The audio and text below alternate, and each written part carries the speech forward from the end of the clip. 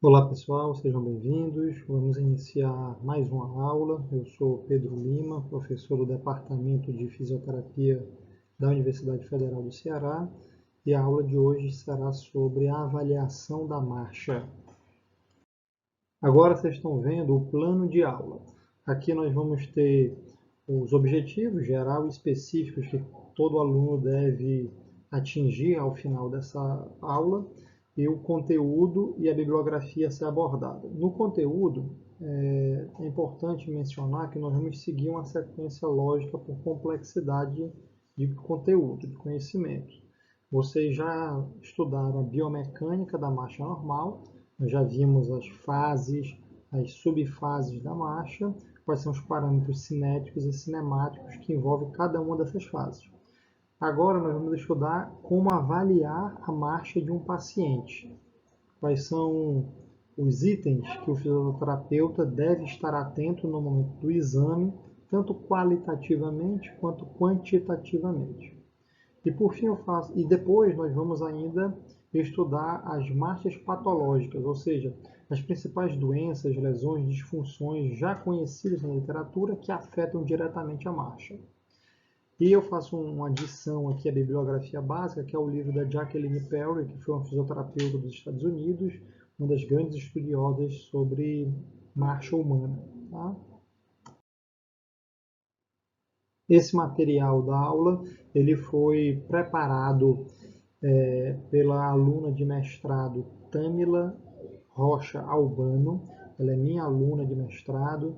No mestrado, uma das disciplinas que o mestrando tem que fazer se chama estágio docência, e a Tamila ela foi quem fez a revisão da literatura inicial e a preparação das aulas, e posteriormente eu fiz a revisão de todo o conteúdo, de toda a apresentação. Tá bom? Ela é aluna do nosso programa de pós-graduação em fisioterapia e funcionalidade da UFC.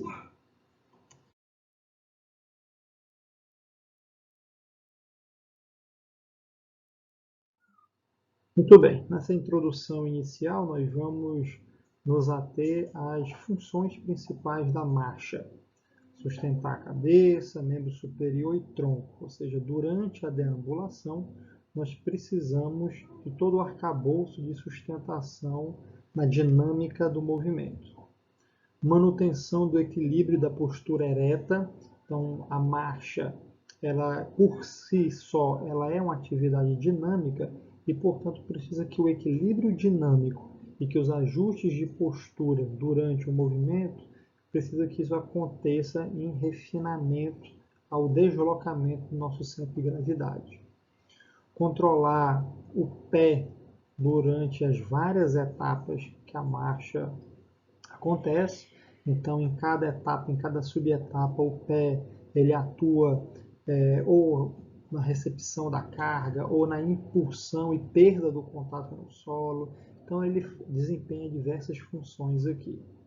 Gerar energia mecânica. Nós sabemos que a marcha, a propulsão dela é feita por forças internas, a partir das contrações musculares, mas depois que a marcha ela já foi iniciada, uma série de fenômenos de acúmulo de energia cinética e acúmulo de energia mecânica para manutenção do ciclo da marcha, elas são desencadeadas para perpetuar esse princípio de inércia.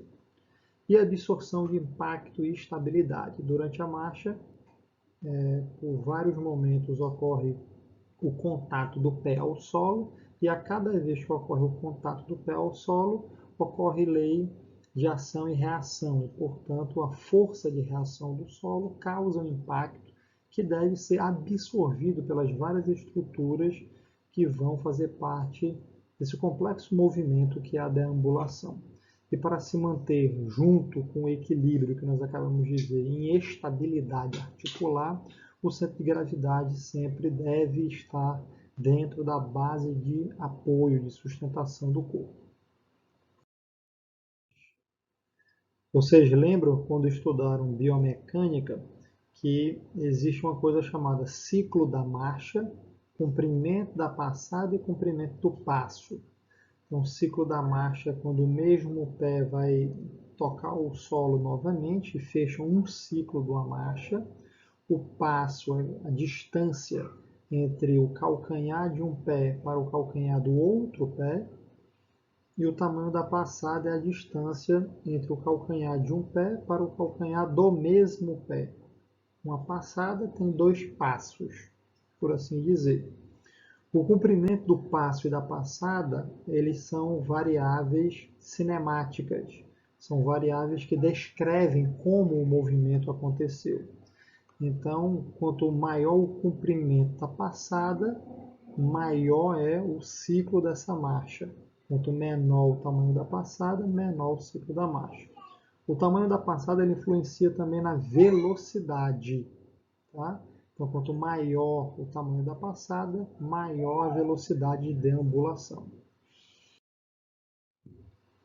Vamos refrescar um pouco a memória e relembrar quais são as principais fases da marcha.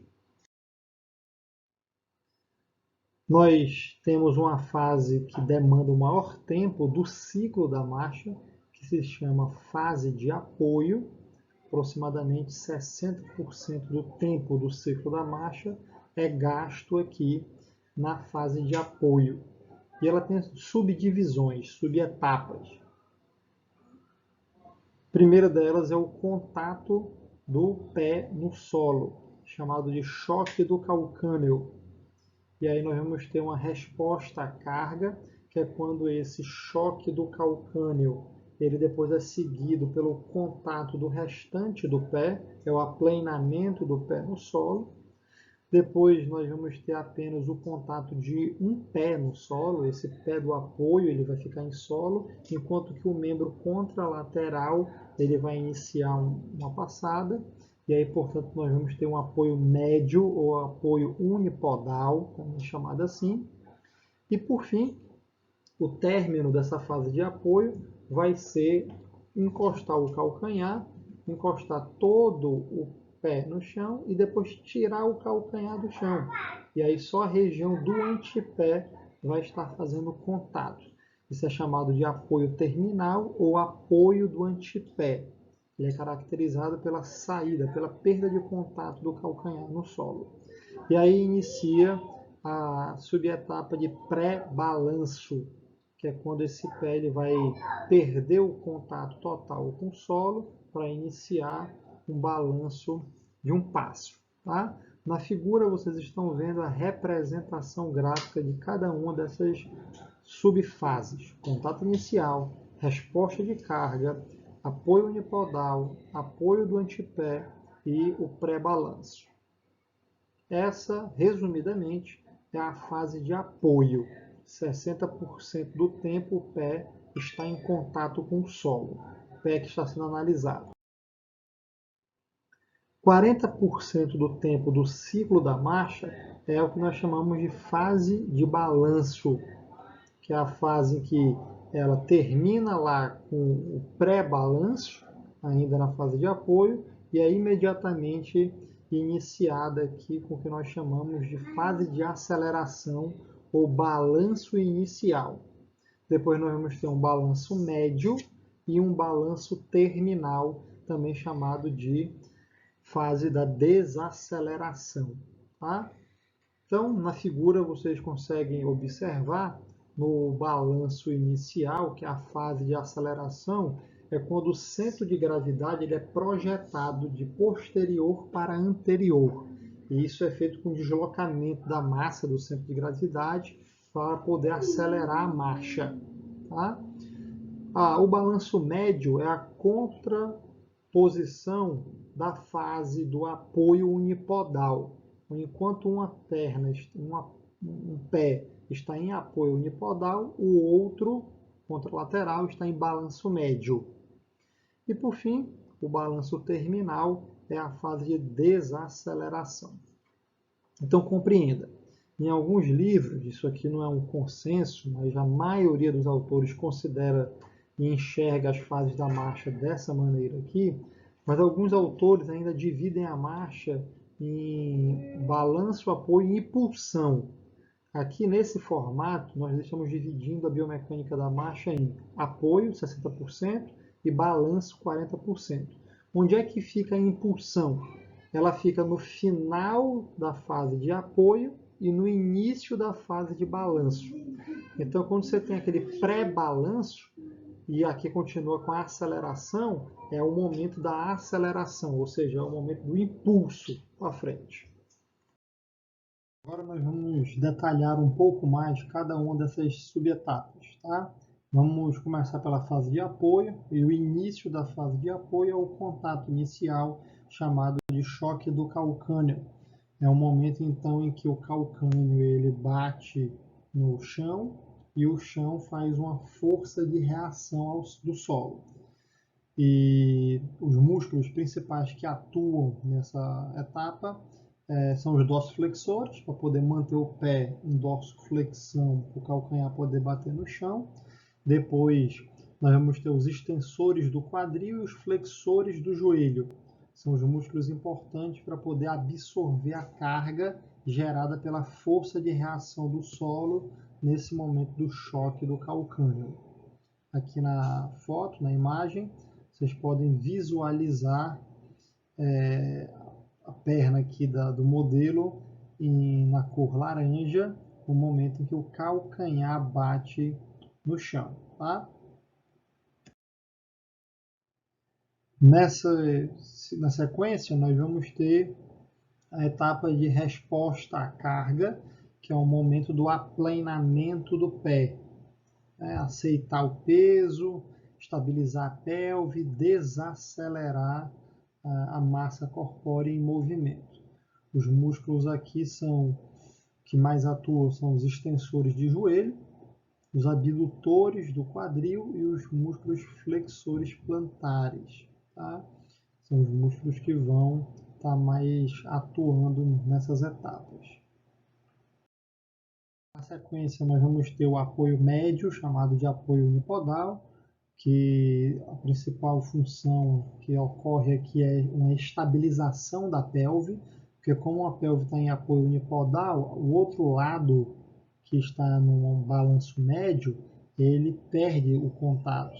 Então, ele não vai ter a força de reação do solo do outro lado. Então, a tendência é a pelve fazer um desnivelamento, caindo a pelve contralateral ao apoio.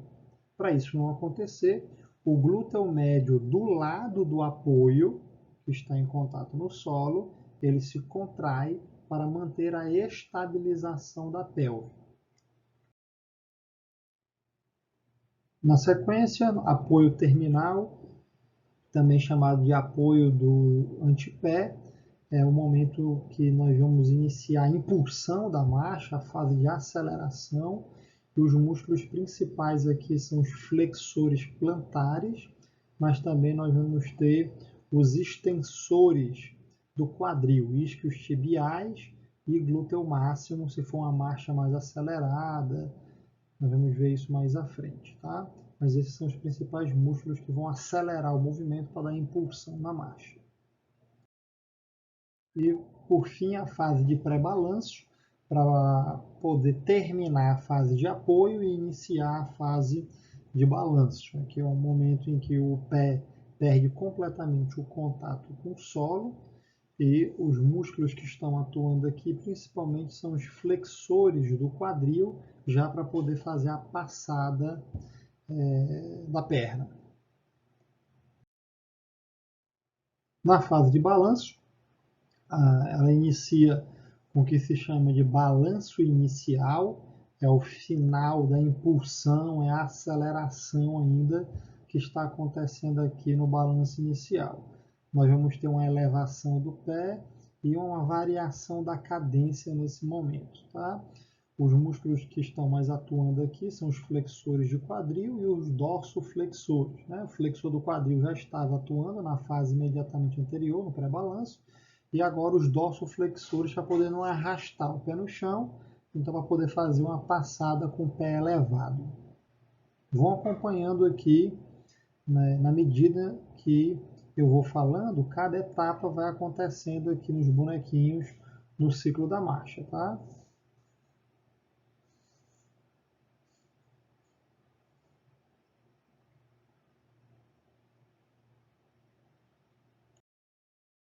No balanço médio, nós estamos fazendo a contraposição à fase de apoio unipodal, do pé que está em apoio ao solo.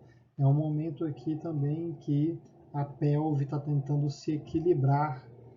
E o mais importante é que, como o pé agora está suspenso, é importante que ele esteja suspenso com o pé para cima, com os dedos para cima, para não fazer um balanço médio com o pé caído, tá?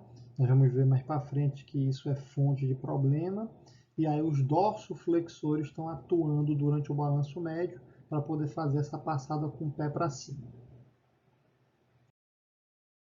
Aqui agora é o balanço terminal, nós estamos finalizando a fase de balanço para iniciar um novo apoio já com choque de calcânio. Então aqui o objetivo dessa etapa é fazer uma desaceleração da marcha, tá? Então o pé ele vai começar a se posicionar para poder fazer o contato com o solo. O joelho ele vai entrar numa semiflexão para facilitar essa aproximação do calcanhar com o solo. Os músculos principais que atuam aqui são os flexores de joelho, os extensores do quadril e os extensores de quadril e joelho e os dorsoflexores. Tá? São os músculos que estão fazendo a preparação para desacelerar.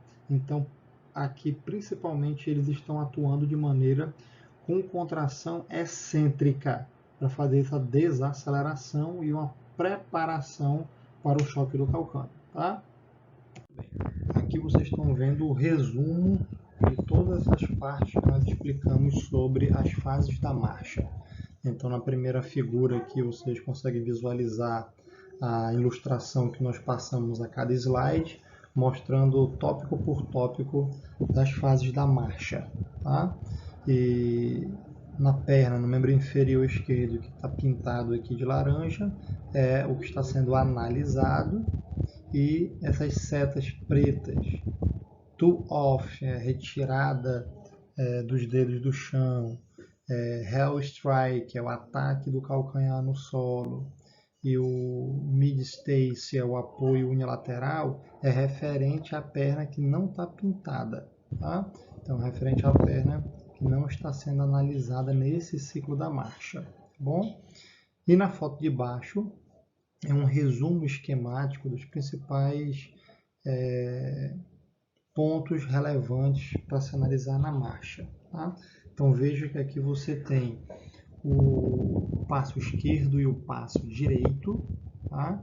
E esse passo vem acompanhado também das fases em que cada um está acontecendo. Então observe aqui que tem o balanço esquerdo. Deixa eu ver se o mouse aqui aparece. Aqui, ó, o balanço esquerdo e o balanço direito. Veja que o balanço é caracterizado por apoio simples. Tá? Então, na hora que ele coloca que está no balanço esquerdo, significa que o pé direito está em apoio simples. Na hora que ele coloca balanço direito, significa que o pé esquerdo está em apoio simples. E aí tem uma zona que vocês estão vendo aqui no meio, chamada de apoio duplo, ou duplo apoio. Tá? É o momento em que os dois pés estão em contato com o solo, principalmente na fase da transição entre o balanço de um e o apoio de outro. Tá? Geralmente isso é caracterizado por um estar em choque do calcâneo e o outro está em apoio do antepé. Tá bom? Deixa eu ver o que mais é relevante aqui. Acho que é isso. E a soma total do ciclo da marcha, que seria a passada, seria essa soma dos dois passos. Tá? Vocês lembram bem que no início dessa aula eu havia explicado sobre o acúmulo de energia mecânica para acontecer a marcha. Tá? E uma das teorias que explica esse acúmulo de energia se chama pêndulo invertido. Alguns autores que pesquisaram isso na literatura descreveram o pêndulo invertido como esse mecanismo de acúmulo potencial de energia para a marcha. Tá? Então veja algumas frases emblemáticas aqui que descrevem esse fenômeno. A marcha é semelhante a um mecanismo de pêndulo invertido Lembra do pêndulo dos relógios antigos, só que invertido, tá?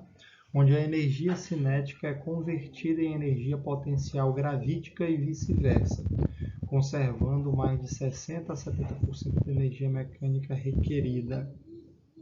Outro, a maior parte do trabalho realizado durante a marcha não é feito através do trabalho ativo muscular, mas por um mecanismo passivo de troca de energia cinética potencial. Lembra quando eu falei que quando você está em inércia por completo, você precisa da contração muscular para fazer o primeiro deslocamento do centro de massa. Mas depois, quando isso entra no ciclo da marcha, você não precisa tanto assim do gasto de ativação muscular. Porque uma vez que você já está no movimento, em continuidade, pela própria lei da inércia, a tendência é o corpo permanecer em movimento. E por fim, esse processo possibilita a transferência de energia entre passos sucessivos, bem como a manutenção de um valor constante de nível de energia mecânica total. Então, todos esses autores aqui tentaram descrever esse fenômeno de acúmulo e transferência de energia para a manutenção de um movimento passivo da marcha. Essa ilustração ela mostra para a gente o que seria esse pêndulo invertido. Tá? É um momento em que o centro do movimento está embaixo, no tornozelo e no pé, e o balanço está acontecendo a nível de articulação de quadril. Tá? Então, observem que essas cordas que estão aqui na foto em negrito seria a ação dos componentes passivos, elementos passíveis não contráteis, e basicamente o movimento acontecendo desde o choque do calcânio até o apoio do antepé com a impulsão. Tá? Nessa próxima foto, você vai ter a ideia do que seria o pêndulo normal e o que seria o pêndulo invertido. Então, na primeira foto, você está vendo que o centro do movimento é o quadril e o pé está suspenso e, portanto, o tornozelo e pé ele está sendo o elemento que está sendo projetado. Já na segunda foto, você está vendo que o pé está em contato com o solo, então ele é o centro do movimento e o quadril está nesse balanço de deslocamento do centro de gravidade de posterior para anterior. Tá?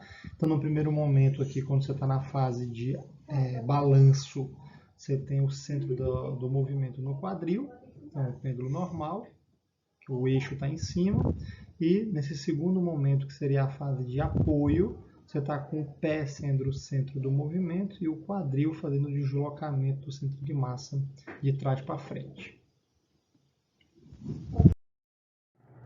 Bom, agora nós vamos ver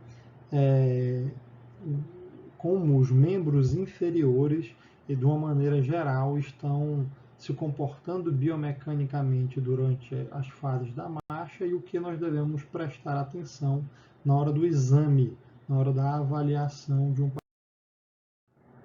Vamos começar pelo quadril, a posição do quadril durante a marcha, as amplitudes de movimento que são envolvidas.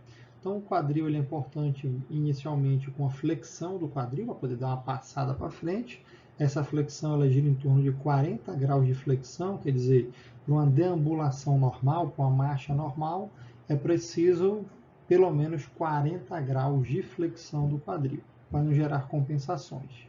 Inclinação pélvica, então a pelve ela vai precisar fazer pequenos movimentos para poder acompanhar a flexão que é exigida, e 15 graus de abdução. Por que isso?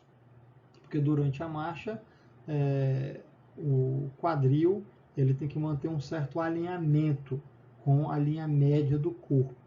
E isso é feito a partir de aproximadamente 15 graus de abdução. Rotação interna e externa do quadril ocorre junto com a rotação da pelve. Então, para melhor acomodar a cabeça do fêmur no acetábulo, essas rotações elas acontecem minimamente, com angulação, com amplitudes mínimas. Os músculos. Os flexores do quadril durante a marcha, eles atuam em vários momentos. Primeiro, para controlar a extensão da fase de apoio. Então, após se fazer uma flexão para dar a passada, tem um choque do calcâneo, e aí você vai sair de uma flexão para uma extensão de quadril. Isso é controlado a partir dos músculos flexores de quadril, excentricamente. Nós temos uma contração concêntrica dos flexores do quadril no início do balanço, que vai poder fazer a flexão de joelho, fazer a flexão de quadril e dar a passada. A perda da função dos flexores do quadril causa alguns problemas. Por exemplo, movimento brusco do tronco anteriormente. Então, quando se perde a capacidade de contrair excentricamente os flexores de quadril, você perde a capacidade de desaceleração da marcha e você perde a capacidade de absorção do impacto, da sobrecarga que a força de reação do solo causa. Isso, consequentemente, provoca um movimento anterior brusco do tronco. Por outro lado, uma contratura dos músculos flexores do quadril vai causar um encurtamento da passada. Ou seja, aqueles 40 graus de amplitude que nós vimos há pouco, que são necessários para poder fazer uma marcha normal, uma vez que estejam os músculos flexores do quadril em contratura, ou seja, em excesso nessa flexão, acaba que não vai ter a amplitude adequada para poder gerar o comprimento da passada ideal. Agora vamos ver os extensores do quadril durante a marcha. A função deles é controlar o movimento flexor no contato inicial, porque no contato inicial ocorre uma desaceleração. Os músculos extensores também ajudam a fazer a absorção dessa carga. Os músculos extensores do quadril aqui podem ser glúteo máximo e isquios tibiais. Tá? Isso depende de como a marcha está acontecendo. Uma marcha com a passada muito larga, uma marcha num plano inclinado, uma marcha subindo escadas, isso aumenta muito a angulação da flexão. Quanto maior a angulação da flexão, maior a participação do glúteo máximo. Uma marcha normal, com amplitude curta, natural, não tem tanta participação assim do glúteo máximo. Fica mais por conta da ação dos isquios tibiais. Quando ocorre perda da função dos músculos extensores, o que nós observamos é um movimento brusco do tronco, pelo mesmo motivo que eu expliquei anteriormente. Na hora do choque do calcâneo, é preciso se absorver a força de reação do solo. Um dos principais músculos que fazem isso é o glúteo máximo, fazendo este controle, absorção e dissipação dessa carga. Pelo contrário, uma contratura do glúteo máximo faz uma série de compensações. A principal delas é gerar um componente de rotação externa excessivo durante a marcha. Ou seja, durante a etapa da marcha, que o glúteo máximo está em contratura, ele vai impedir que aconteça uma flexão de quadril. E aí a passada ela é feita com uma rotação externa. Nós vamos ver isso quando estudarmos marchas patológicas mais à frente. Ainda falando sobre o quadril, a ação dos músculos abdutores do quadril,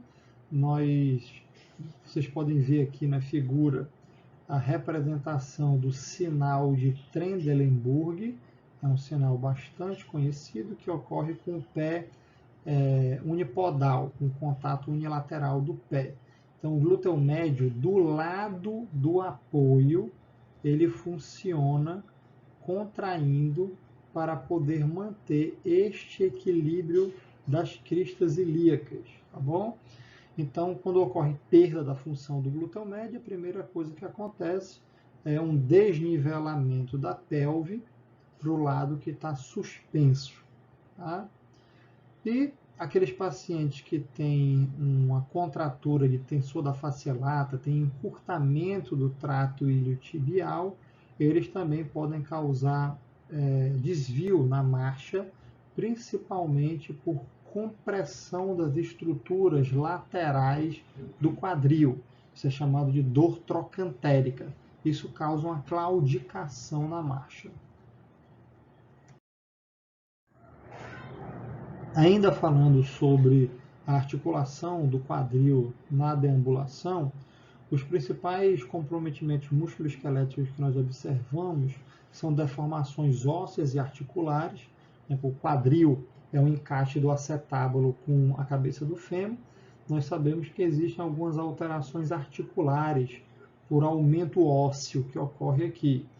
Isso afeta pacientes que têm IFA, impacto fêmuro-acetabular, que é quando o acetábulo, a crista do acetábulo, ela cresce muito, ela calcifica e cresce muito, ou quando a própria cabeça do fêmur, ela cresce, calcifica e aumenta de tamanho.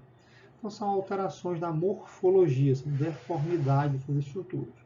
E o que pode acontecer também é a formação de osteófitos marginais aqui no acetábulo, causando também esses problemas. Além disso, nós temos uma série de condições dolorosas aqui.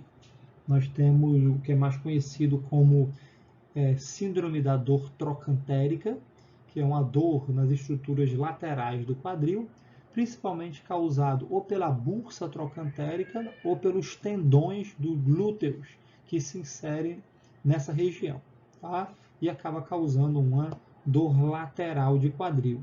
A primeira opção que eu falei anteriormente, que são as deformidades ósseas e articulares, que ocorrem geralmente em pacientes com artrose de quadril ou pacientes com impacto fêmuro-acetabular, geralmente elas se representam como uma condição dolorosa também, mas a localização da dor é mais interna, mais como se fosse uma dor na virilha, enquanto que a dor da síndrome trocantérica é uma dor lateral. Então, quando o paciente localiza o sintoma, é muito fácil de você distinguir uma da outra. Tá? Ambas causam compensações e alterações da marcha. Algumas doenças conhecidas que causam alteração da marcha por causa do comprometimento do quadril.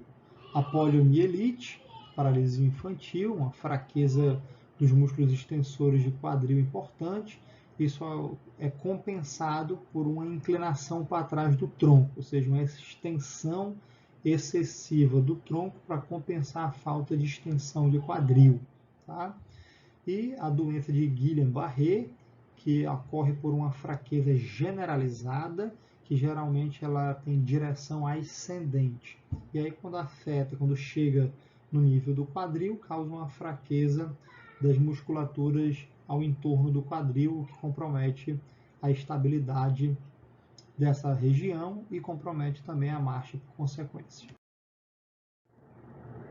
Paciente com osteoartrose, já mencionei anteriormente, por conta da compressão articular, causa dor, e aí o paciente faz claudicação. E também reduz, pela redução do espaço articular, pode reduzir também a amplitude de flexão que essa articulação pode fazer. E problemas, por exemplo, de compressão de raiz nervosa de L2 a L3, uma lombar alta, uma inervação de lombar alta, repercute no dermátomo e no miótomo de quadril, provocando uma fraqueza dos flexores de quadril. É possível acontecer isso. É raro, mas é possível. Agora, vamos estudar a importância do joelho durante a marcha e os seus principais comprometimentos. Então, o joelho ele precisa de uma amplitude um pouquinho maior de flexão em relação ao quadril, aqui em torno de 60 graus, e precisa-se também de uma rotação medial do fêmur para fazer o encaixe dessa articulação. O quadríceps é o principal músculo do joelho, ele atua em diversos momentos aqui da marcha e ele é importante principalmente para a impulsão. Ele, junto com os flexores plantares e o glúteo máximo, ajudam no momento de acelerar a marcha. Tá? Mas o quadríceps também é importante para controlar a quantidade de flexão do joelho, por exemplo. Já que ele é um músculo antagonista desse movimento de flexão do joelho, ele vai fazer esse controle da amplitude por contração excêntrica, tá? principalmente naquele momento em que o calcanhar, antes do calcanhar encostar no solo, na preparação para o choque do calcânio, tá? Entre a fase de balanço e o início da fase de apoio. O quadríceps, ele também é importante no balanço inicial, que é o momento em que nós estamos fazendo a aceleração da marcha, e a perda da função do quadríceps impacta diretamente nesses dois aspectos, no controle da amplitude da flexão e impacta também na aceleração da marcha.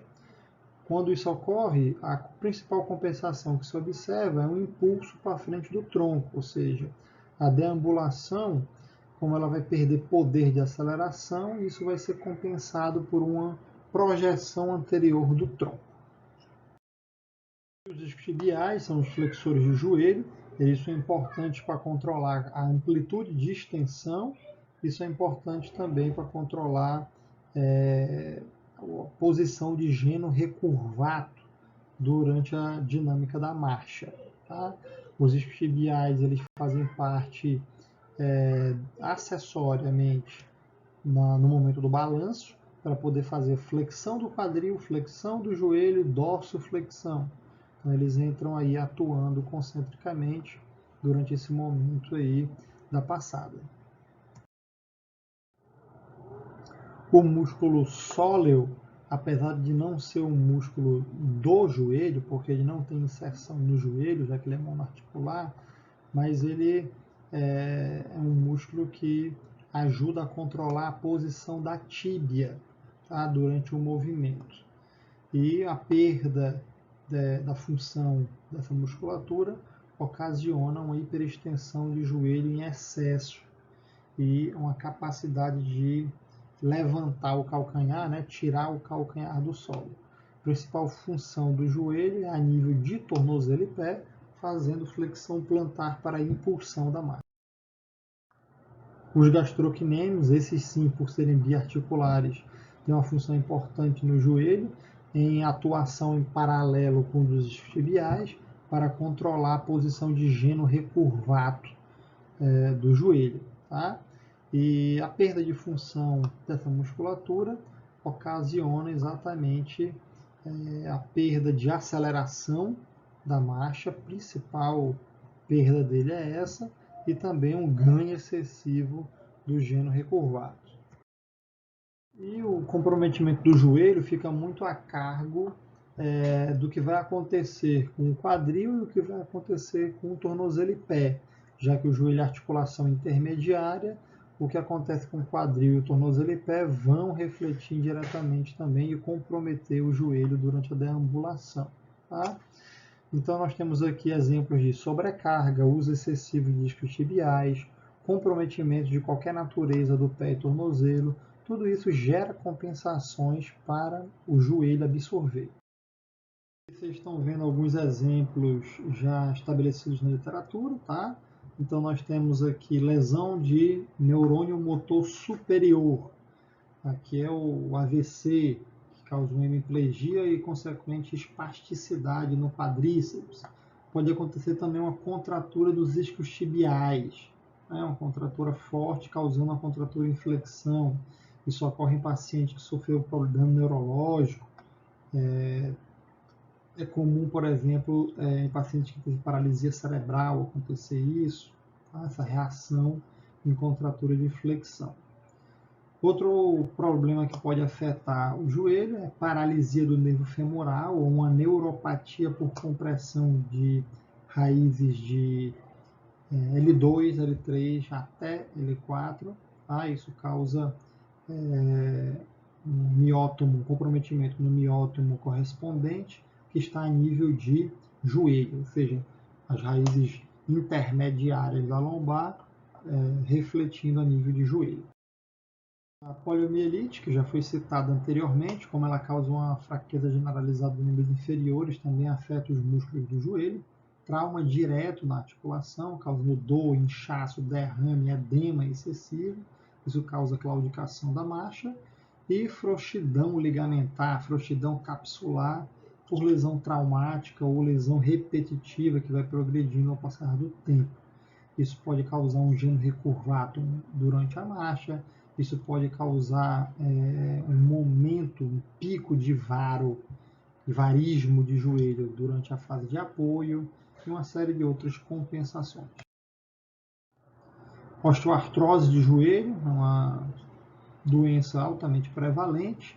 Ela causa muita dor no joelho, causa fraqueza do músculo do quadríceps e, por consequência, causa uma série de alterações na marcha. E pacientes que sofrem com imobilização por tempo prolongado, em gesso, próprio na cama, e fusão cirúrgica, né? Então, tudo isso ocorre em contratura de extensão. As principais posições de imobilização ou fusão cirúrgica são posições de extensão completa da articulação do joelho. Agora, nós vamos ver a importância do tornozelo e pé para a marcha, tá? Em termos de amplitude de movimento, nós estamos vendo aqui que a dorsiflexão precisa ir em torno de 10 graus de dorsiflexão, enquanto que a flexão plantar precisa ir de pelo menos 25 graus de ponta a ponta, do negativo ao positivo, a amplitude total de tornozelo e pé girando em torno aí de 32 a 35 graus de amplitude, da dorsiflexão máxima até a flexão plantar máxima. Esse arco de movimento gira em torno de 32, 35 graus, tá? E o tornozelo e o pé é importantíssimo quando nós temos aqui então uma função articular de resposta à carga, uma posição neutra, uma posição supina do calcanhar. Essa resposta à carga é imediatamente depois do choque do calcânio, é feito o aplanamento do pé, é um momento de absorção da força de reação do solo, ocorre a nível de pé e tornozelo. O pé firme no solo com dorsoflexão, né, para poder fazer dorsoflexão todo o pé e depois o apoio do antepé para a impulsão. E o pé na marcha, nós temos que lembrar que ele inicialmente ele toca o calcanhar e depois a região lateral do pé, uma supinação. Depois é que a região medial do pé entra em contato com o solo, antepé e impulsão. Então, primeiro esse momento de retropé é o contato inicial e depois essa parte lateral do pé por conta da supinação. E o pé tem que estar o tempo todo estável durante essas várias etapas para poder fazer uma alavanca para absorver o impacto na desaceleração e depois para fazer uma alavanca de impulsão na fase de aceleração da marcha. É preciso, durante todo o ciclo da marcha, um controle motor enorme dos músculos dorsiflexores, porque uma hora eles vão atuar concentricamente, outra hora vão atuar isometricamente, outra hora vão atuar excentricamente. Então, é exigido bastante dos músculos dorsiflexores durante a marcha. No contato do calcanhar com o solo, nós precisamos de uma dorsoflexão concêntrica para o calcanhar poder bater lá. Mas nesse momento aqui, em que a gente vai para o apoio chapado, é preciso que os dorsoflexores que estavam se contraindo concentricamente façam uma contração excêntrica. O pé também não desabar e bater de uma vez no chão. Então ele bate o calcanhar e controla essa descida do restante do pé. E isso é feito de maneira excêntrica pelos dorsoflexores, tibial anterior principalmente, mas também ajudado pelos extensores longos dos dedos, o extensor longo do hálux e o fibular terceiro. Tá? A perda da função dessa musculatura, desses músculos aí, faz com que o pé tenha essa perda de controle, bata o pé no chão e durante a deambulação, durante o balanço, não vai ter a dorsoflexão e aí acaba que o pé pode arrastar no chão. Tá? E agora nós temos a função dos músculos flexores plantares. A principal função deles é impulsão da marcha, é acelerar a marcha. Tá? A perda da função dessa musculatura causam a ausência de impulso tremenda, né? Então a marcha ela fica consideravelmente mais lenta, mais demorada, sem esse pico de força dos flexores plantares. Então, eles basicamente controlam a velocidade em que a marcha vai acontecer. Agora os músculos eversores. Então nós temos aqui os fibular longo e fibular curto, principalmente. São os músculos que vão nos ajudar naquele momento do balanço médio, do apoio unilateral. Eles vão estar contraindo aqui também para ajudar na estabilização e equilíbrio do corpo. Nesse momento em que o apoio é feito apenas por um pé, se diminui a base, o tamanho da base, então se exige mais equilíbrio do corpo. Então essa musculatura ela entra em contração forte aqui para poder fazer esse controle de estabilidade articular a nível de tornozelo e pé. Ainda falando sobre o tornozelo, só que agora sobre a ação dos músculos inversores, assim como os eversores também vão ser importantes para este controle da estabilidade, do equilíbrio, principalmente durante o apoio unipodal. Tá? O tibial anterior, como ele é um músculo que faz supinação, ele vai controlar a pronação excentricamente, e os eversores que eu acabei de mencionar, que é o fibular longo e o fibular curto, como eles são músculos eversores, eles controlam a amplitude de supinação por contração excêntrica.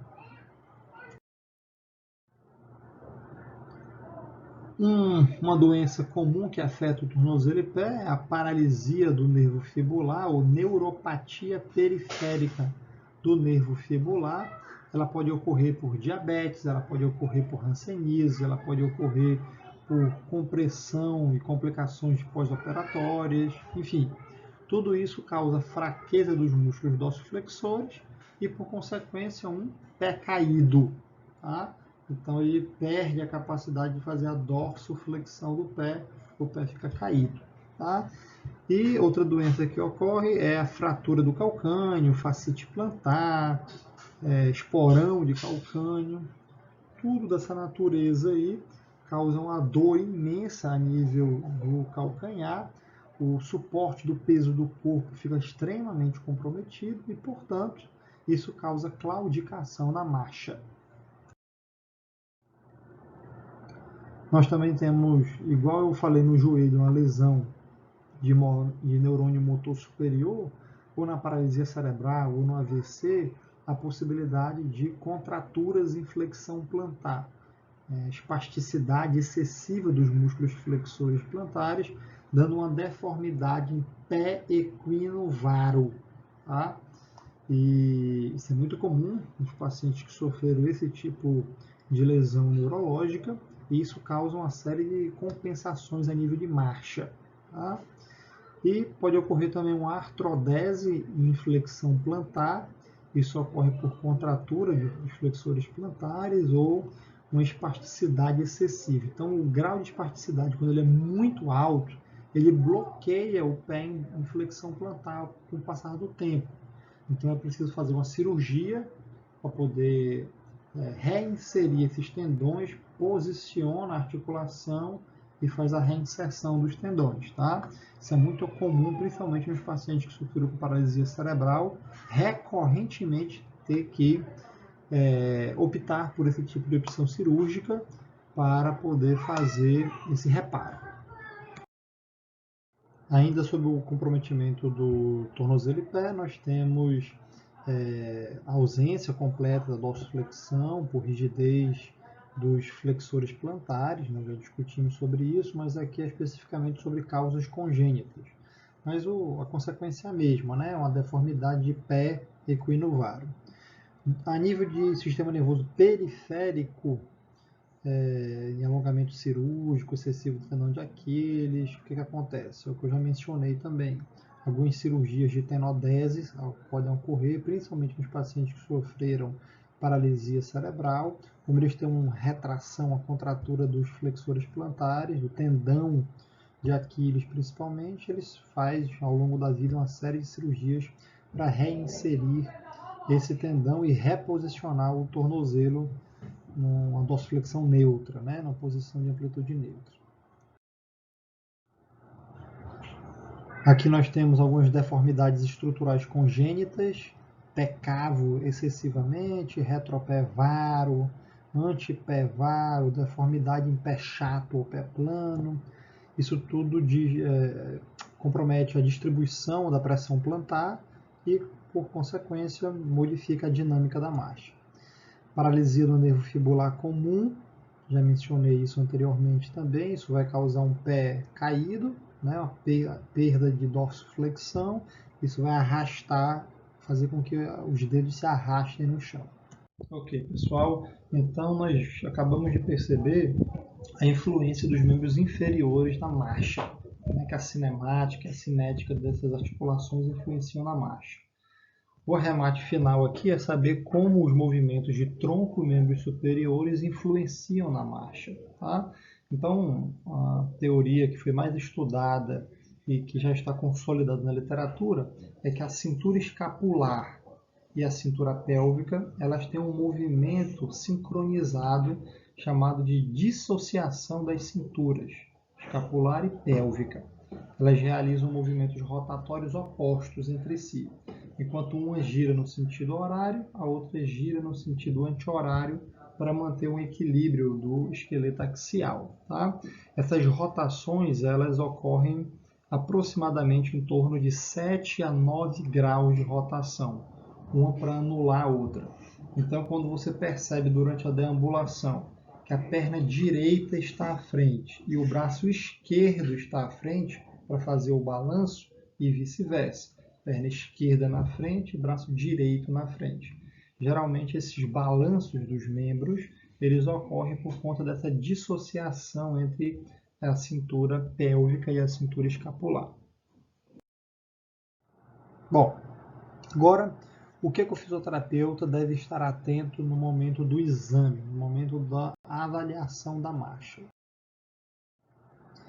De maneira geral, uma visão sem dar tanto zoom nas articulações, ponto a ponto, como a gente acabou de fazer, tentar ver a questão, o paciente mais ampliado, para não perder nenhum detalhe. Então, postura da cabeça, postura do pescoço, da coluna como um todo, é importante, porque isso modifica a projeção do centro de gravidade na base de apoio. Tá? Identificar na visão geral alguma suspeita de problemas musculoesqueléticos específicos ou lesões neurológicas mais importantes. Assimetrias posturais muito aberrantes, né? Eu não estou falando daquele ombro 1 centímetro mais alto do que o outro, aquele ombro enrolado, não é isso. Eu estou falando de uma escoliose muito acentuada, eu estou falando de uma cifose muito acentuada, eu estou falando de um varismo gigante de joelho. Então, alterações posturais eloquentes capazes de causar uma compensação importante na marcha. Padrão de marcha estável. Então, assim, a marcha geralmente é uma das primeiras coisas que a gente avalia quando o paciente está entrando no consultório, está entrando na marcha, quando ele se levanta da sala de espera para vir em direção ao fisioterapeuta, instintivamente é a primeira coisa que nós percebemos. Tá? Velocidade normal da marcha, se é uma marcha habitual, se usa algum dispositivo de auxílio durante a marcha, enfim. Na visão anterior, vamos observar uma inclinação da pelve do tronco. Então, na visão anterior, a gente observa todas as alterações de plano frontal. Então, alinhamento dos ombros, alinhamento da crista ilíaca. A gente vai observar aqui deformidades laterais do joelho, um valgo excessivo, um varo excessivo, posicionamento do pescoço, inclinação da cabeça. Tudo isso nós vamos observar nessa vista anterior. Lá embaixo a gente tem que prestar atenção na largura da base. Algumas doenças neurológicas obrigam o paciente a aumentar a base de apoio para a deambulação. Então, ficar atento a isso. Na vista lateral, direita e esquerda, nós vamos perceber as alterações de plano sagital. Aqui, principalmente, nós podemos observar o comprimento do passo e da passada, a cadência, que é o ritmo de passada que o paciente faz, a amplitude de flexão de quadril, a amplitude de flexão de joelho, a amplitude de inclinação do tronco para frente e para trás, tá certo? Nós podemos observar aqui o momento do choque do calcânio, a resposta de carga, a absorção em relação à força de reação do solo, enfim, são os parâmetros cinemáticos mais importantes a serem observados no plano sagital. Ainda na vista lateral, nós podemos perceber aqui a amplitude de dorsoflexão que o paciente faz nas diversas etapas da marcha. Tá? Então, a pessoa que tem um tornozelo bloqueado para dorsoflexão, não consegue fazer a dorsoflexão com bloqueio articular, ela vai ter uma amplitude menor de dorsoflexão, isso pode comprometer a absorção do impacto, isso pode comprometer o momento em que você está fazendo apoio terminal. Tá? A pessoa pode precocemente tirar o calcanhar do solo por conta desse bloqueio de ADM e dorsoflexão em cadeia fechada, enfim. E na vista posterior, nós podemos observar as mesmas coisas que nós vimos na vista anterior, que é plano frontal também, mas aqui as estruturas que vão ficar mais visíveis para a gente vão ser os calcanhares, né? Então observar o momento de toque do calcanhar, ou perda de contato com o solo do calcanhar. Podemos ver também movimentos da coluna mais excessivamente, o contorno, o delineamento dos músculos das costas, dos glúteos, enfim, dos membros inferiores como um todo. É importante também, durante a avaliação, pedir para o paciente levar um calçado mais antigo, que já tenha sido usado muito, para a gente poder observar o padrão de desgaste do solado desse calçado. Ele pode nos sugerir algumas alterações de distribuição da pressão plantar, principalmente. Tá? Avaliar o pé do paciente, a macroscopia do pé do paciente. Vocês estão vendo aqui queratose em excessivo, calo e deformidade. Então, regiões de queratose ou de formação de calo significa que tem uma concentração grande da distribuição da pressão plantar naquela região. Tá?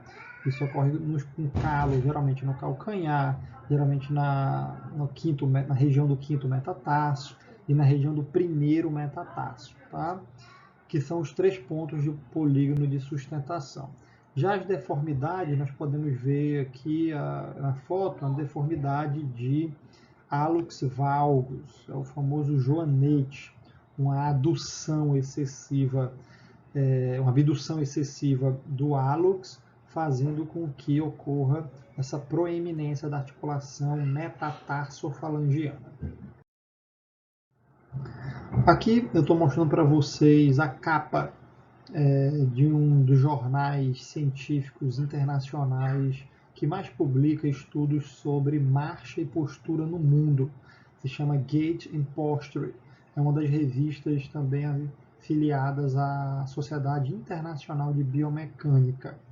E aqui vocês estão vendo alguns exemplos de artigos que eles publicam.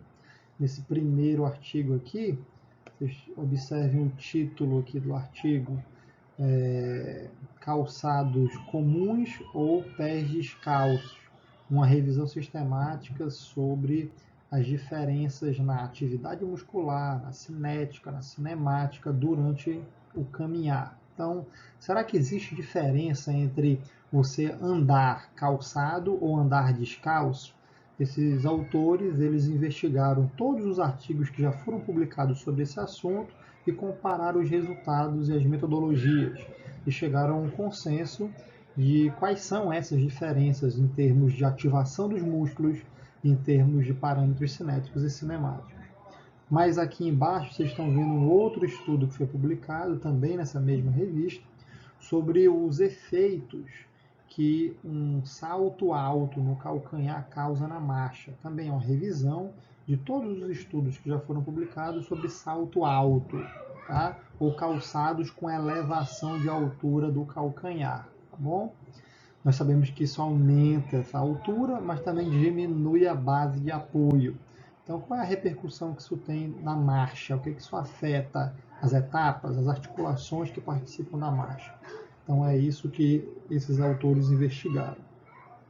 Então, quando vocês forem pesquisar algo sobre a marcha, procurem esses termos aqui, né? Walking, ou o termo que é mais utilizado, que é gait, que é a tradução literal de marcha. Dentro dos exames, na avaliação da marcha, quantitativamente, nós podemos fazer a análise de uma infinidade de parâmetros, tá? Força muscular pode ser feita principalmente com plataformas de força para marcha. Amplitude de movimento, geralmente isso é feito por cinemetria, ou seja, filmar o paciente andando com marcadores em pontos anatômicos estratégicos para poder calcular no computador as angulações de cada uma das articulações. Os mecanismos de compensação, a causa desses defeitos da marcha, os fatores que causaram essa compensação, também é possível a gente fazer isso através da cinemetria e da análise cinética com a plataforma de força. Tá? Além disso, nós podemos fazer a análise da velocidade da marcha, tem vários parâmetros para fazer isso. A própria cinemetria pode calcular a velocidade da marcha. Isso pode ser feito também com fotocélulas, que analisam o tempo, cronometram o tempo da marcha, mas isso também pode ser feito de uma maneira mais empírica, com os dados de tamanho do passo e com a cadência da marcha. Então, multiplicando o tamanho da passada pela cadência, você consegue também determinar a velocidade da marcha. Tá? E você tendo em mente quais são os parâmetros normais da marcha, qualquer coisa diferente que aparecer, você vai conseguir identificar, tendo na sua cabeça o que seria normal. Tá? Aqui ficou faltando talvez a eletromiografia, principalmente para identificar esses mecanismos de compensação e tentar descobrir qual é a causa dos defeitos. Tá? Algumas vezes a causa dos defeitos é uma falta de ativação muscular em um determinado momento, numa determinada etapa da marcha. Mas se faltou ativação muscular, com certeza vai faltar força muscular. Então, na hora que a gente pegar isso lá na cinética da plataforma de força, aí pode ser porque o músculo está fraco ou porque o músculo ele não foi ativado corretamente. Aí a eletromiografia entra na avaliação. Não é muito comum.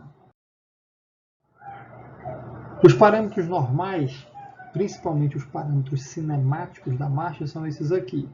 Uma largura entre 5 e 10 centímetros, de dentro a dentro, um comprimento de passo de aproximadamente 72 centímetros e de passada 144 centímetros, um desvio pélvico lateral de 2 a 5 centímetros, um desvio pélvico vertical não muito quantificável e uma rotação pélvica de aproximadamente 8 graus. Tá? Então, ficar atento a essa rotação pélvica aqui, a esse limite, também chamado de tilt ou drop pélvico.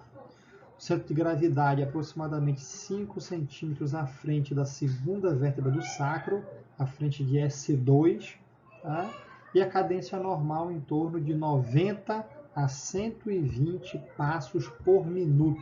Lembrando da fórmula que é quantidade de passos por minuto, né, para poder definir a cadência.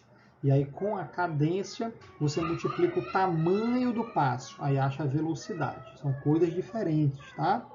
Então, a cadência é o número de passos por minuto, o normal é isso aqui, entre 90 e 120, e tendo a informação de cadência, você consegue multiplicar pelo tamanho do passo e aí acha a velocidade da marcha.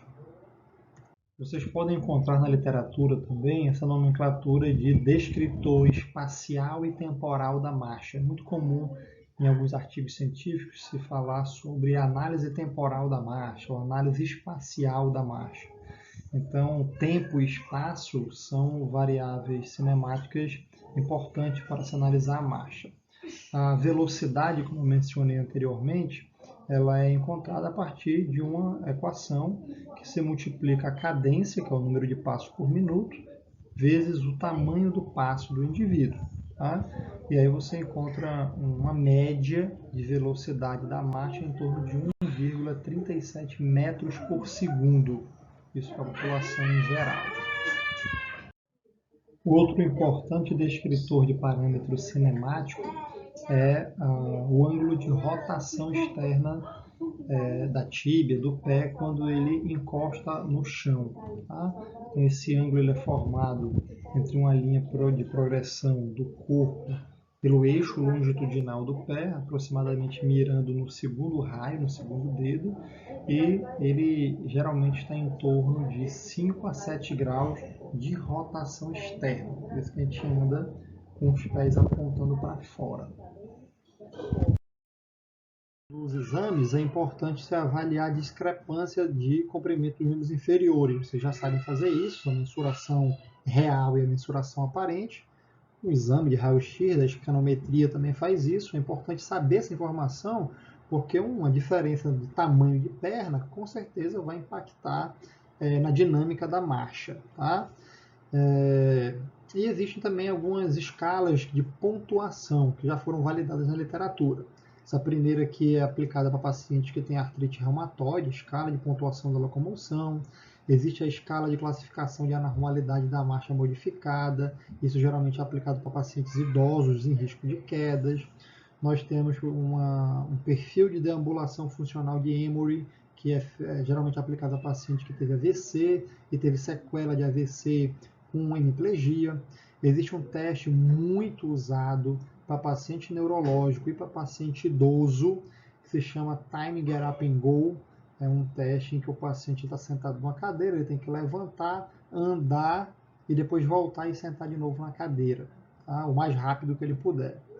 Existe uma escala de classificação funcional e existe também uma avaliação do desempenho da mobilidade e balanço orientados. Tá? Então, tudo isso são exemplos de escalas, de testes que objetivam utilizar a marcha para conseguir algum resultado específico ou não para a patologia do paciente, tá certo? Desses todos aqui, o que eu mais utilizo na minha prática clínica é o Time Get Up and Go, que é esse teste aqui, ó. Ele tem uma sigla que é TUG. Vocês podem ler isso em alguns estudos, tá? É Time Get Up and Go.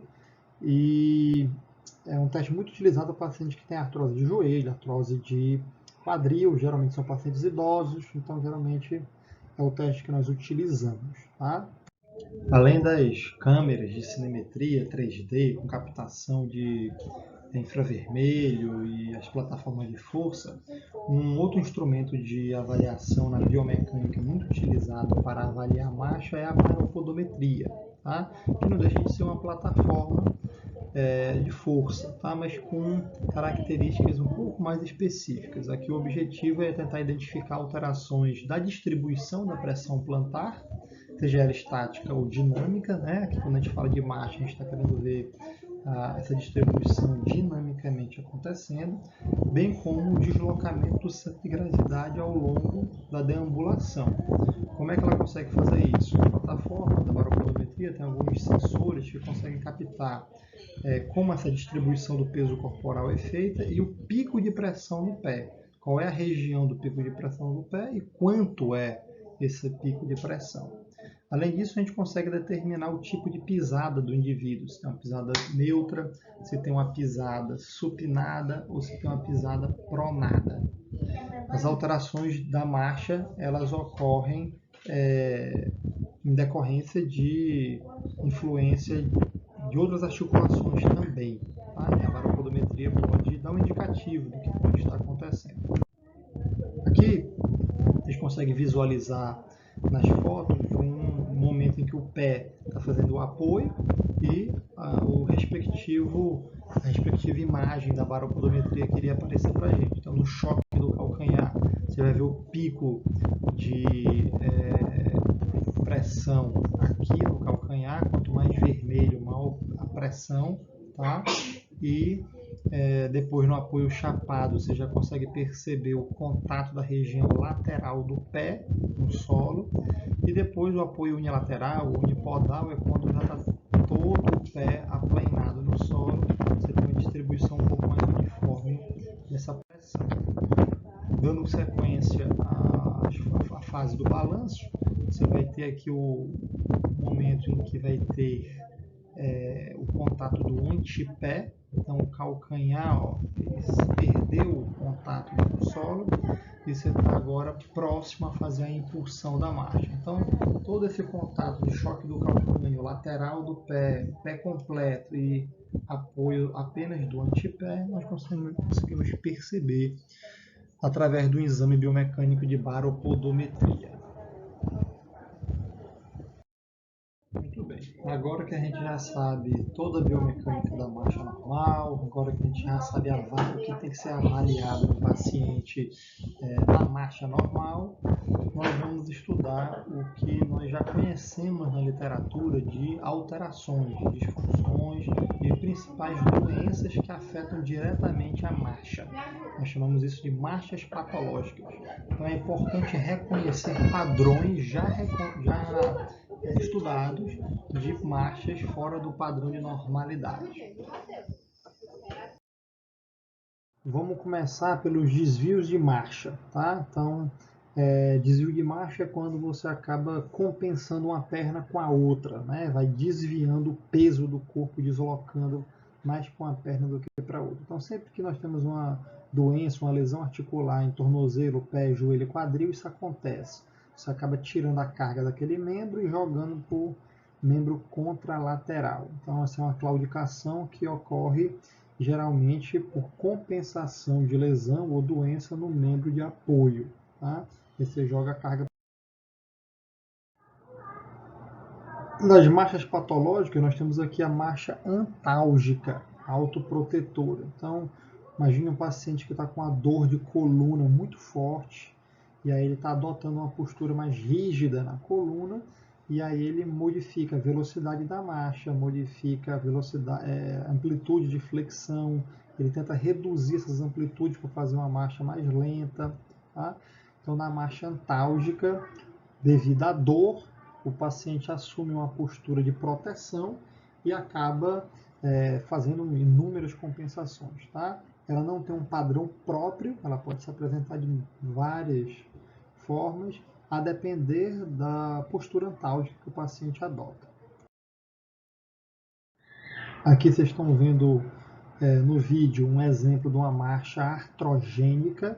Ela é caracterizada por uma rigidez, por uma frouxidão ou por uma deformidade, ou seja, a morfologia está alterada. O que vocês observem aqui? Em vez de fazer uma flexão de quadril, uma flexão de joelho, uma dorsiflexão, o paciente está fazendo uma elevação de todo o membro inferior, tá? O membro inferior esquerdo aí da paciente, no caso. Isso geralmente impacta diretamente no comprimento da passada, né, dos membros inferiores, e geralmente isso ocorre porque tem um membro inferior com uma rigidez muito grande. Tá? Outro exemplo aqui é a marcha atáxica ou cerebelar.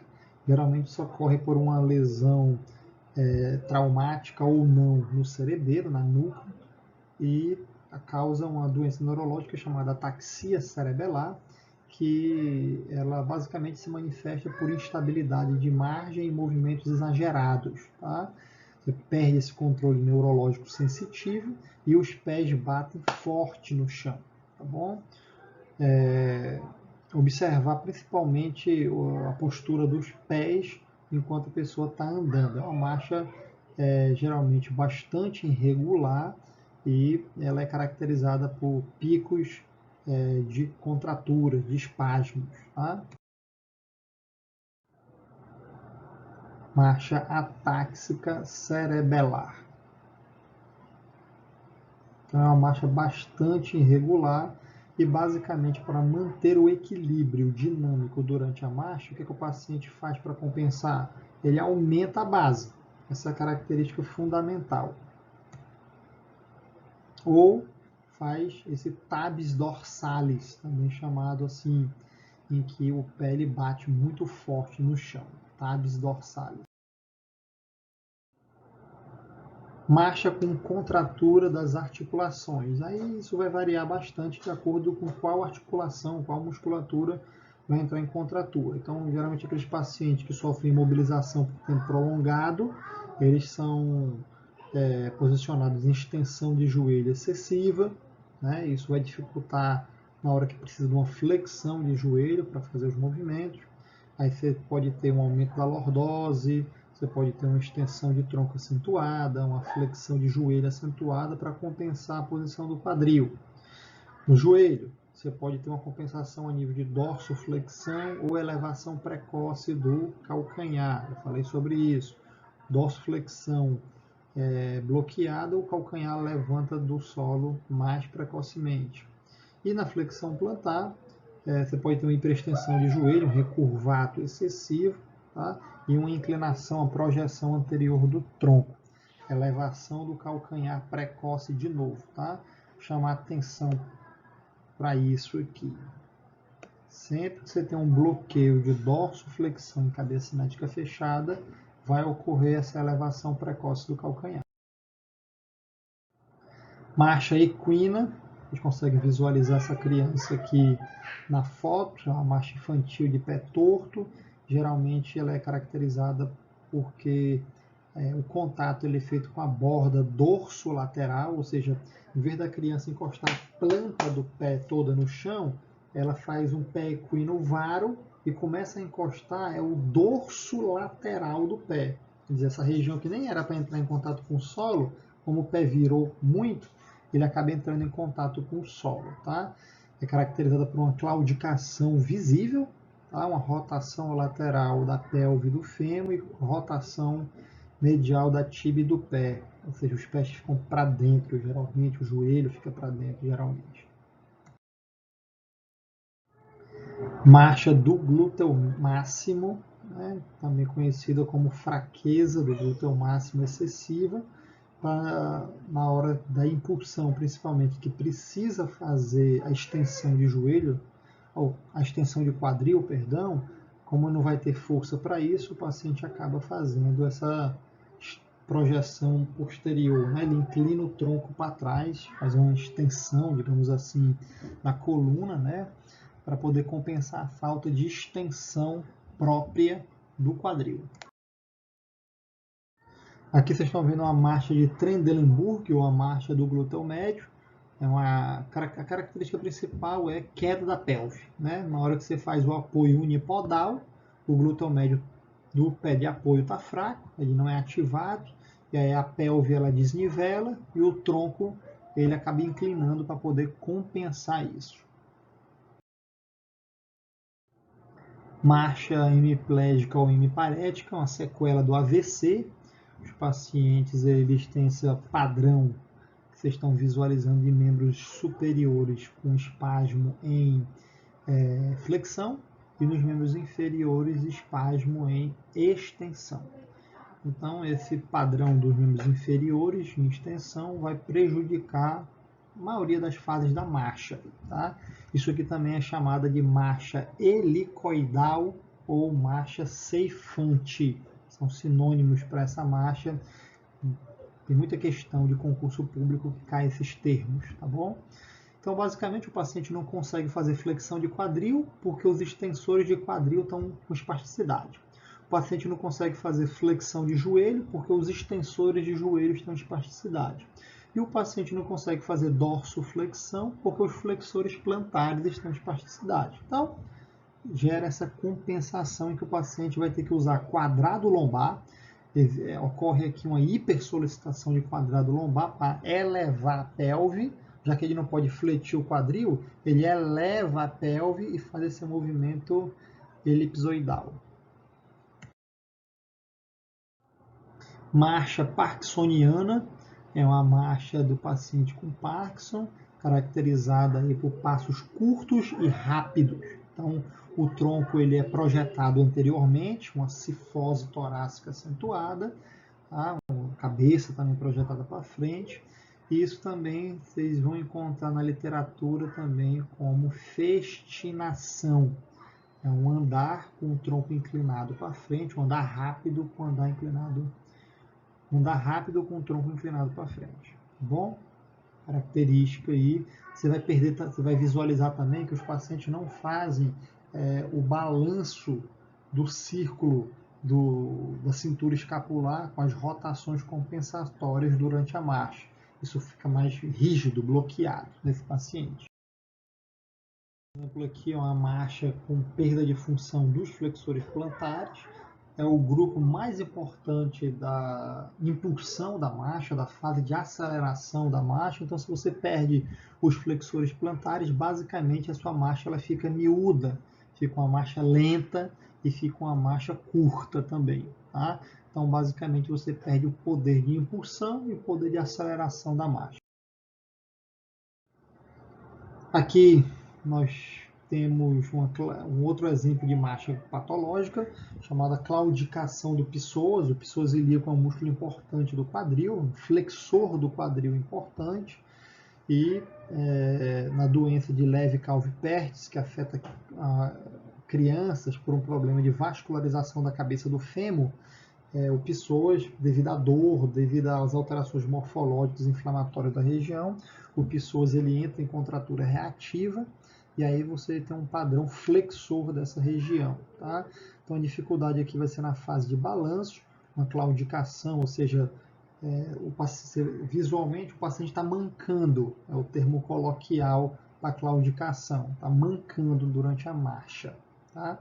E aí, como o quadril vai estar afetado, ele vai ter que compensar com pelve, com rotação pélvica e movimentos do tronco exacerbados. Tá? Como ele pode perder força do psoas devido ao processo inflamatório, devido à dor nessa região, acaba inibindo reflexamente o psoas, então ele não vai conseguir fazer flexão de quadril. Então vocês já viram que sempre que não consegue fazer a flexão do quadril, a gente vai ter uma compensação de elevação da pelve, né? Vai ter que usar o quadrado lombar para fazer essa elevação da pelve e rotação do quadril para substituir a flexão do quadril que deveria acontecer. Ainda falando sobre marchas patológicas, agora uma marcha caracterizada por lesão do quadríceps. Tá?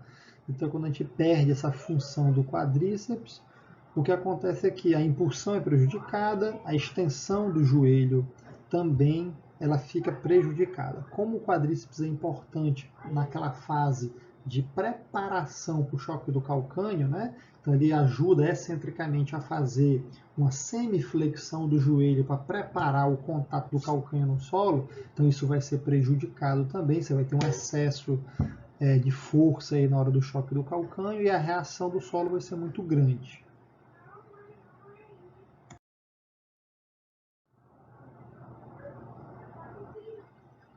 E veja que você não consegue estender completamente o joelho aqui, né? Isso dificulta o choque do calcânio também, porque o paciente vai ter que ter muita dorsiflexão para que o calcânio faça o primeiro contato no solo, ao invés da ponta do pé fazer o primeiro contato no solo. É ataque de calcanhar ou ataque de antepé. Aqui vocês estão vendo uma marcha patológica muito característica, chamada marcha diplégica em tesoura.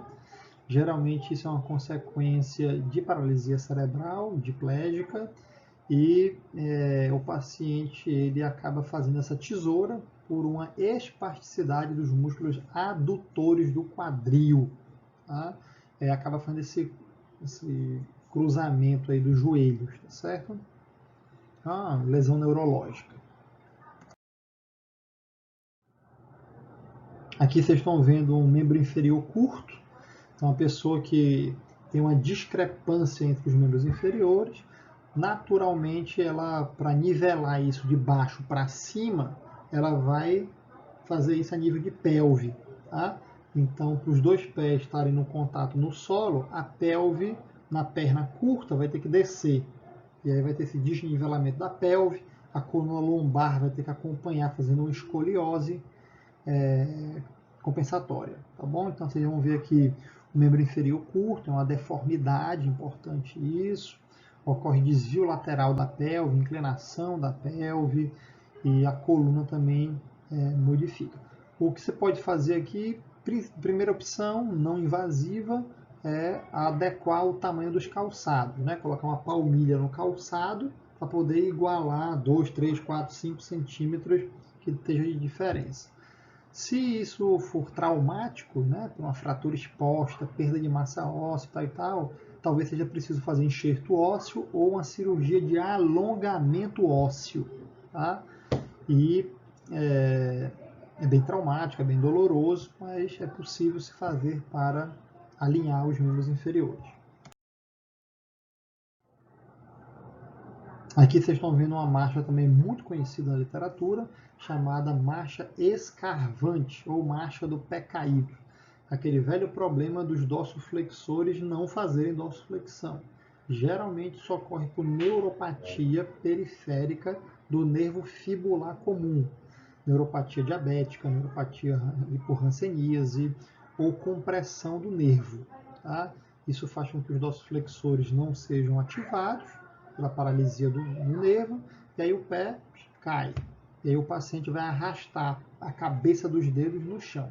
Para isso não acontecer, olha a compensação que o paciente faz aí no vídeo. Ele faz um excesso de flexão de joelho, um excesso de flexão de quadril, para levantar o pé, para ele não arrastar no chão os dedos caídos aqui. Tá? Mas acaba que no choque do calcânio, ele não vai conseguir bater o calcanhar. O contato inicial com o solo não vai ser feito com o calcanhar. Ele vai ser feito com a ponta dos pés. Bom, em resumo, o ciclo da marcha ele é composto por fases de apoio e de balanço. Alguns autores ainda consideram a terceira fase, que é a impulsão da marcha. Aqui eu apresentei do jeito que está descrito no livro do David Magee, mas vocês podem consultar outras referências. Aqui ele está embutindo a fase da impulsão entre o apoio e o balanço. Tá? Então, o final do apoio e o início do balanço seria a aceleração, que seria a fase da impulsão. Nós vimos também que diversos problemas das articulações dos membros inferiores afetam diretamente a biomecânica normal da marcha. Nós vimos isso no quadril, no joelho, no tornozelo e no pé. Tá? Nós vimos também que o padrão da marcha ele tem parâmetros de normalidade, sejam esses parâmetros de força ou cinéticos ou parâmetros cinemáticos. Então, você tendo em mente quais são os números normais da marcha, tamanho da passada, tamanho do passo, cadência normal, ângulo de rotação externa da tíbia no contato do solo. Você tendo isso em mente, qualquer paciente que apresentar algo diferente desse normal, você vai conseguir identificar durante a sua avaliação. Nós vimos também as principais compensações da marcha, então para cada alteração nós vimos qual é a compensação que ocorre por consequência, tá? E nós vimos também que é importante se avaliar o pé, se avaliar o calçado, porque isso pode dar pistas, pode dar insights do que pode estar acontecendo com esse paciente para afetar a marcha dele. E por último, agora nós vimos quais são as principais marchas patológicas que já foram estudadas e que estão à nossa disposição aí na literatura. Quando a gente observar um padrão anormal conhecido, ele vai se enquadrar dentro das marchas patológicas. Eu vou deixar aqui para vocês, a título de curiosidade, o link desse vídeo que vocês podem ver no YouTube. Tá? Esse é um canal do YouTube muito interessante de fisioterapeutas holandeses, que eles publicam gratuitamente diversos conteúdos sobre vários assuntos de fisioterapia. Esse vídeo deles aqui especificamente é sobre análise do ciclo da marcha, tá bom? E aí eu vou deixar o link aqui para vocês, são aproximadamente 5 minutos e meio de vídeo.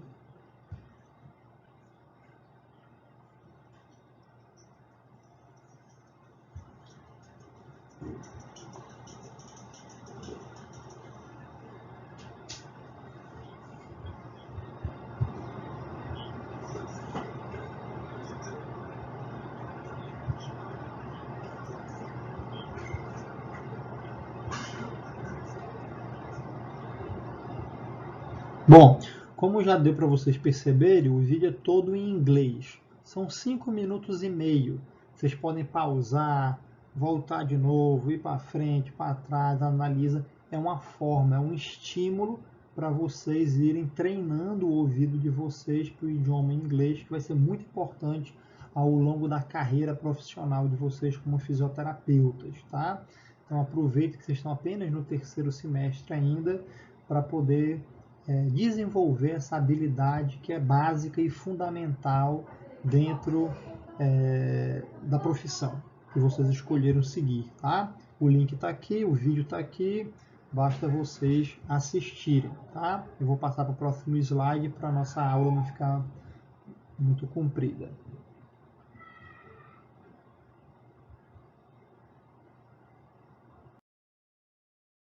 Pessoal, chegamos ao fim de mais uma aula.